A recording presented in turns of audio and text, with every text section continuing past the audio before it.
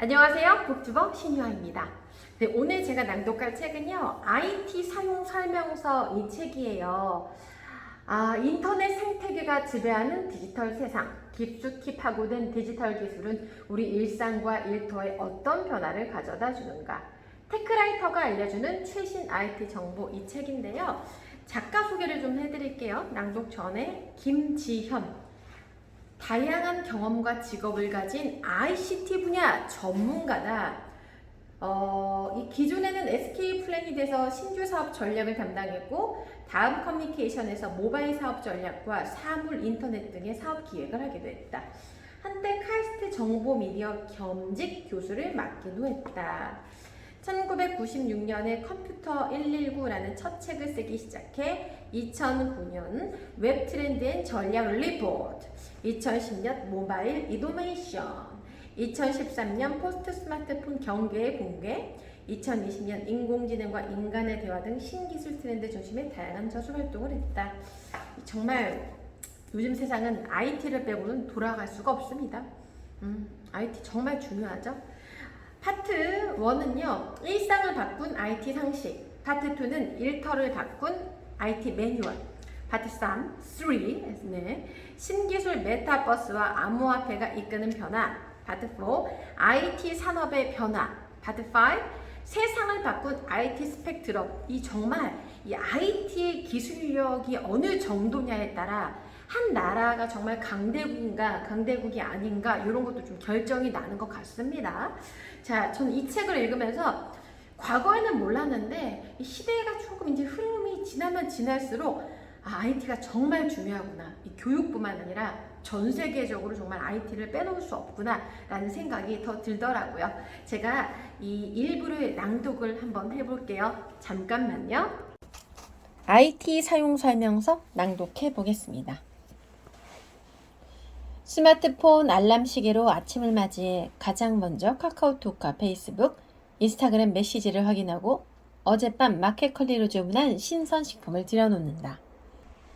제가 그렇습니다. 네. 출근 준비를 하며 네이버 뉴스 앱을 통해 새로운 소식을 보고 날씨 앱과 카카오 지도 앱으로 버스 도착 시간을 확인하며 집을 나선다. 네, 제가 그렇습니다. 갈아탄 지하철에서 쿠팡 장바구니에 담아놓은 물건을 간편 결제하고 유튜브로 지루하기만 한 출근 시간을 때운다. 20년 전만 해도 탁상용 시계, 신문, 마트, TV 뉴스, 내비게이션, 무가지 잡지가 하던 역할을 스마트폰이 대체한 것이다. 저뿐만 아니라 요새 다 그렇죠? 대부분의 사람들이. 그렇게 IT는 우리의 일상 속 깊숙하게 침투해 우리 삶을 변화시키고 관련 산업의 패러다임을 바꾸고 있다. 그 변화는 여전히 현재 진행형이다. 앞으로도 계속 IT는 우리 일상과 산업 변화를 만들어낼 것이고 변화를 잃지 못하는 기업과 개인은 도태되어 갈 것이다. 컴퓨터에 이어 스마트폰 그리고 새로운 인터넷 서비스와 기술은 세상을 변화시켜가고 있다. 그러므로 우리 일상에서 IT가 어떤 변화를 만들어내고 있는지, 그런 변화를 만들어내는 기업과 서비스는 무엇이고 그들의 비즈니스 모델은 무엇인지를 이해해야 변화하는 미래 사회를 대비할 수 있다. 회원가입으로 돈 버는 포털 사이트. 네이버나 카카오가 없다면 어떤 일이 벌어질까? 지금 당장 우리 스마트폰이나 웹에서 이 두 개의 앱을 지운다면 어떤 불편함이 생길지 상상해보면 그 답을 찾을 수 있을 것이다. 그런데 이들 포털 서비스가 운영되는데 핵심적 역할을 하는 것은 바로 우리 사용자들이다. 사용자가 없다면 포털도 운영을 멈춘다. 포털에서 제공되는 상당수의 서비스는 사용자들이 만들어 올리고 반응하며 추가적인 가치가 생성되기 때문에 사용자가 없는 서비스는 중단될 수밖에 없다. 그렇다면 이들 서비스는 어떻게 작동하고 돈은 어떻게 버는 것일까?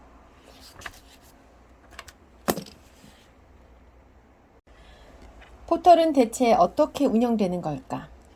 2014년 카카오와 합병된 다음 커뮤니케이션은 1995년에 설립되었고 그 즈음 네이버도 서비스를 시작했다. 이들 서비스를 가리켜 포털이라고 부르며 우리에게 필요한 서비스들을 하나둘씩 추가하며 인터넷의 관문이자 중심 역할을 차지하기 시작했다. 컴퓨터를 켜고 인터넷을 사용할 때 가장 먼저 웹 브라우저를 실행하고 이후 네이버나 다음을 연결한다. 메일을 확인하고 비슷한 관심사를 가진 사람들을 만나 이야기 나누기 위해 카페를 이용하고 최신의 정보를 뉴스와 블로그를 통해 확인하는 것도 이들 포털에서 할 수 있다. 이사갈 집을 찾기 위해 부동산 정보를 찾기도 하고 자동차에 대한 정보를 확인하고 주식 투자 정보와 맛집, 길 찾기, 여행 정보 등 거의 모든 정보를 포털에서 찾아볼 수 있다. 그렇게 해서 새로운 정보와 서비스가 속속 포털에 추가되면서 영향력이 점차 확대되고 있다. 그러니 지금 이들 포털이 없으면 나침반 없이 바다를 항해하는 것처럼 인터넷에서 갈 길을 잃고 방황할 수밖에 없다. 사실 이들 포털 서비스는 이용자들의 참여로 완성된다. 메일, 카페, 블로그 등의 서비스는 사용자들이 올린 글과 정보가 없으면 탈 수 없는 찐빵이나 다름없다. 인스타그램에 사용자들이 사진을 올리지 않고 유튜브에 이용자들이 동영상을 업로드하지 않으면 이들 서비스는 존재할 수 없다. 네이버 뉴스에 사용자들이 좋아요를 누르고 카카오톡으로 공유하고 댓글을 기록하면서 반응한 것들이 모여 다른 사용자에게도 유의미한 정보를 제공해준다. 이런 서비스를 만들기 위해 포털은 사용자들의 니즈를 끊임없이 파악해 서비스를 개선하고 새로운 서비스를 만드는 데 활용한다. 이때 필요한 것이 바로 고객 데이터다. 이를 위해 우리가 상상하는 것보다 더 상세하고 다양한 종류의 데이터를 수집한다. 또한 하루에 누가 몇 번이나 서비스에 방문했고 어떤 페이지를 얼마나 오랜 시간 봤으며 어떤 주제를 가장 즐겨보는지를 파악하기 위해 데이터를 분석한다. 이런 데이터를 활용하려면 어떤 데이터를 측정해서 어디에 저장하고 어떻게 분석해서 왜 활용해야 하는지를 정의할 수 있어야 한다. 바로 그러한 과정을 DDDM이라고 부른다. 이런 체계를 구축하고 시스템에 투자할 수 있는 여력은 포털 정도 되는 큰 인터넷 기업들에게 있다 보니 계속 진화하고 새로운 시대에 맞는 서비스를 만들기에 오래도록 인터넷 시장을 장악할 수 있는 것이다. 요즘 IT, 빅테크 기업의 파워. GAFA는 구글, 애플, 페이스북, 아마존을 제칭하는 용어로 미국의 대표적인 IT 기업을 말한다. 예를 들어 국내에서는 네이버, 삼성전자, 카카오, 쿠팡에 비유할 수 있다. 이들 기업은 미국이나 한국에서 모든 기업을 통틀어 시가총액 탑에 속할 정도로 기업 가치가 높은 편에 속한다. 그만큼 우리 산업에서 이들 기업이 차지하는 비중은 높다. 이들을 빅테크 기업이라고 부른다. 사용자 없인 안 돼 포털의 속사정. 결국 포털의 서비스가 유지될 수 있는 비결은 사용자의 참여에 의한 것이다. 실제 포털도 서비스를 만들고 운영하는 데 있어 사용자를 위해 사용자에 의해 사용자들의 서비스로 자리매김하기를 바란다. 그런데 이렇게 이상적으로 서비스가 운영되면 더할 나위 없겠지만 적절한 견제와 규제가 없으면 탐욕의 서비스가 될 우려도 있다. 전 세계의 사용자들이 참여해 운영되는 페이스북이 대표적이다. 2016년 미국 대선 당시 페이스북과 데이터 사용 계약을 맺은 KA 페이스북을 이용하는 5천만 명의 데이터를 이용해 당시 대통령 선거 후보였던 도널드 트럼프의 선거 전략을 수립하는데 남용해서 문제가 되기도 했다. 페이스북은 사용자의 데이터를 오용하는 데이터 스캔들에 대해 소극적으로 대처함으로써 논란을 키웠고 미국 일부 주 정부는 조사까지 하기에 이르렀다. 이처럼 포털, 빅테크 기업의 서비스는 사용자를 위해 존재하고 사용자의 참여로 인해 서비스가 운영되면서 방대한 개인정보와 데이터가 수집된다. 이런 데이터는 사용자와 약속한 범위 내에서만 사용하고 이들 데이터와 개인정보가 유출되지 않도록 늘 신경 쓰고 철저한 관리를 해야 한다. 그럼에도 불구하고 언론과 사회의 감시와 견제가 느슨해지면 사고가 발생한다. 이 때문에 인터넷 서비스가 사용자 저변을 확보해 성장기를 넘어서 안정적 운영기에 접어들면 지속 가능한 사업 운영을 위해 자체적으로 정책을 만들고 자율 규제를 하려고 모색한다. 이렇게 기업, 시민사회, 그리고 정부가 나서서 인터넷 이용과 개인정보 및 사회 발전을 위해 원칙, 규범, 규칙 등을 정하는 활동을 가리켜 인터넷 거버넌스라고 부른다. 인터넷 기업이 거버넌스 수립의 공정성을 보여주기 위해 다양한 위원회로 구성하고 정책을 외부에 투명하게 공개하려는 일련의 행동은 지속 가능한 사업 운영을 위한 것이다. 거버넌스가 공명정대하지 못하면 결국 사용자들의 외면을 받게 되고 그렇게 되면 인터넷 서비스가 지속 운영될 수 없기 때문이다.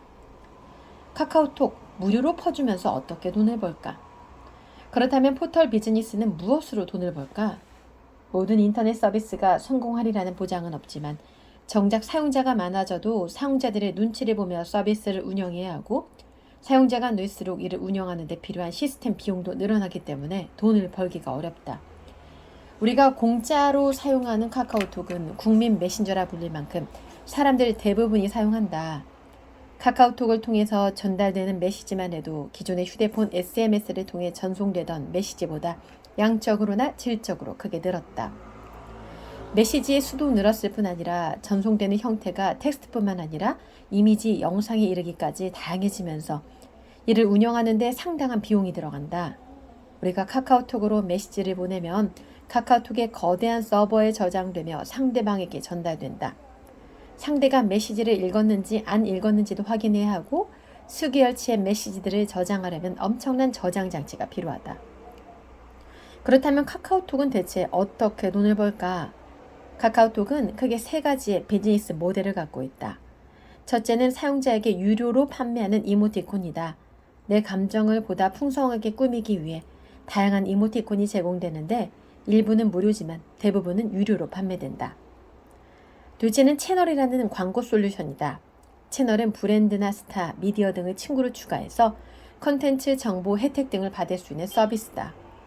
이런 채널은 광고 목적으로 운영되기 때문에 수익을 창출할 수 있다.